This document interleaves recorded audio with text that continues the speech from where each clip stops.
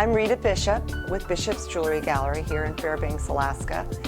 We are a family-owned business since 1981, and actually previous to that our stepfather and mother-in-law were miners up in Alaska in the 1970s. So we started as a mining family and then became wholesalers throughout the state with 150 stores that we provided beautiful Gold Nugget jewelry. These are from different creeks. A lot of the gold that you're looking at right here, this is a Silverado gold mine nugget.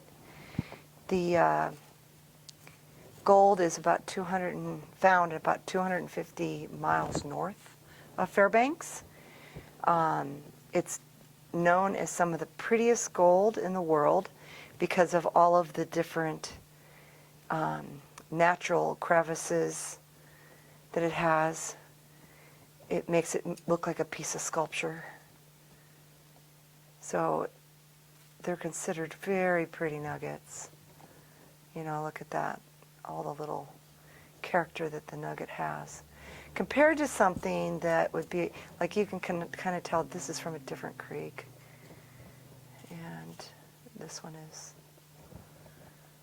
smoother. The carat on these are almost 22, 23 carat. And you can only find pure gold. That's man-made, pure gold. You take all the gold, you purify it, and something man does. Natural nuggets are between 18 and 23 carat. 1% of the gold in the whole world comes like this. So most of it is hard rock, and we're going to make our jewelry, refine it, and make our jewelry out of it. Where this is pieces of gold, we call it placer gold. And, you know, the miner goes out, he looks at the ground, and with his education, he figures out which way the gold came down the mountain in the creek that was 1 million years ago, and then he figures out which way it went and which way he thinks the gold deposited naturally and got caught up, and that's where he starts to excavate and dig and, you know, try to get it. So most of the land isn't where the water is now that they're mining, it's where the water is. When you're making a pair of earrings, the first thing you got to do is run through gold to try to find a pair that match. And I've already done that, and these match, I think, pretty well. They're not perfect, although they are, you know, they got a whole face in between them, so that helps. You know, one of the things that people don't realize is you can't just get 4 pieces of gold and expect them to match. You have to have ounces of it to get matches out of it. You can see how different each piece is. They're very individual. To even get something close, you're going to run through it. You know, I mean, it just doesn't, that one's too big. So you keep going and going, and a lot of times I put them in a line, and I go like this, and I go like that, and then if this one's kind of long, I might go back up here, and that's, you know, that doesn't work, so I'm going to make its own line. Okay, these are going to be that, and then you just keep going. So let's say like this, I'm going to put it right here. I might flip it over, and then that's going to maybe be a close match. And I'll do the whole line, and I'll pick out the matches because I've already put the similar ones. That's how I did it for years, 30 years. So we're going to take these. I like them just the way they are. I'm going to pick them up like that. I'm going to flip them over, and I'm going to solder to the back side.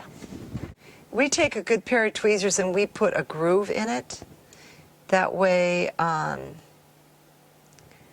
you can put it right in there and it kind of sits in it. I also kind of push the post a little bit down so that this part's heat sunk and it won't melt. Harder to melt this thin piece of wire if you heat sink it. So we're going to put some flux on to the nuggets, and I'm just going to make a little spot there. And I think we're going to do it this way. We're going to, with your pick, you're going to You're going to go fetch your solder, and then you're going to heat this up. You can see it gets white and then has a little film on it. And I'm going to put this right in the middle. And as I'm heating it up, it already started to melt. So I'm going to come in here. I'm going to put a little bit of flux on the bottom of this post, heat it up. I'm not going to put my heat right on the post. I'm going to put it right below it on the solder. And you kind of go like that. That's a lot of solder. I normally use a lot on smaller posts just because I kind of use the solder to strengthen the nugget on the back. If it was a really strong nugget, I would use less. And those actually are pretty strong, but if it's a really paper thin nugget, you're going to have to be careful and just add a little more solder to it, and that helps give it some strength in the back. Those are just little tricks that people don't really realize you can do, but it lets you use the nugget that's really thin. Same thing, I put it in the middle, I get it to go a little bit. You know, nuggets have impurities in it, so sometimes you'll go on some nuggets, you'll heat it up, and the solder will actually run because there's something in the nugget that the solder cannot, bind with. It might be a case where you can't even solder a bit, this post to the nugget. This is pretty clean gold, so I'm not having that problem. See how it just goes right there? I'm done. Boom, like that, which is really nice. And this is the larger pair. Sometimes your nuggets will have quartz in them or pockets of gas. When you go to heat it up, they'll explode. You want to be careful of that also. That can scare you, and it also can go into your eyes or even on your skin. The whole nugget can bounce up on your skin. You want to kind of watch out for that. I wear some sort of eye protection at all times. I think it's safer. And then again, I'm gonna take these. They're still hot, so I'm not gonna pick them up with my hand. I'm gonna just put them in this little glass beaker. I'm gonna walk over to it's called Sparex. It's a pickle solution, and it is going to take off any kind of buildup of flux that's on the piece. And that's going to take a couple of minutes, and it's going to clean it up. So, okay, I think we can pull it out. Okay, so we're going to pull these out of the pickle.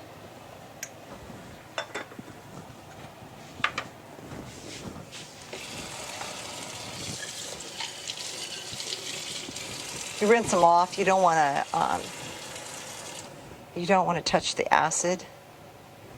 Not that it'll be really bad, but it's not good for you. And then what we do is we're going to put this in take a big block of wood, you drill some holes. These are a little bit big for the holes. I usually drill it with a little bit bigger than the post. And then you're going to set them in there like that. When you're using really thin gold, when you heat gold up, the molecules actually expand, making it softer. And if you hit it, you pound it, then it's going to put the molecules back closer and harden it. So it'll actually get harder. And there's little tiny blisters on these. Depending on the creek, depends on whether or not there'll be little blisters, but because this nugget is made in nature, you're going to have layers of gold from millions of years. So there might be just a little bit of dirt underneath one of the layers, and there'll be a bubble.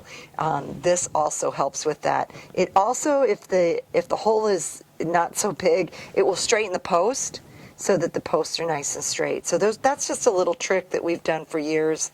I usually test them. I go like that too, just to make sure that the nugget is on there really, really well. So there you got a pair of posts of earrings. If you want to put a nice shine on them, you're going to walk over here to your buffer, and I would turn it on slow.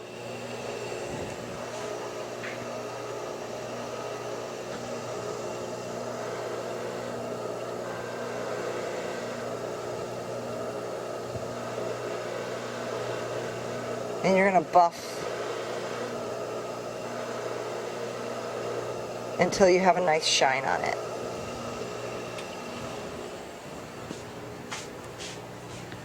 So that's from the buffing wheel. I'll turn this off. And you can take a toothbrush, a little bit of soap. You can also put it in a citrus cleaning. It's called an ultrasonic.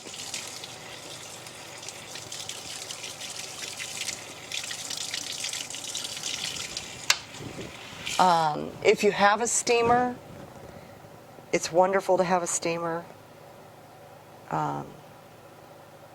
See if I can get this. You know what? I might. Well, we'll see if we can do it.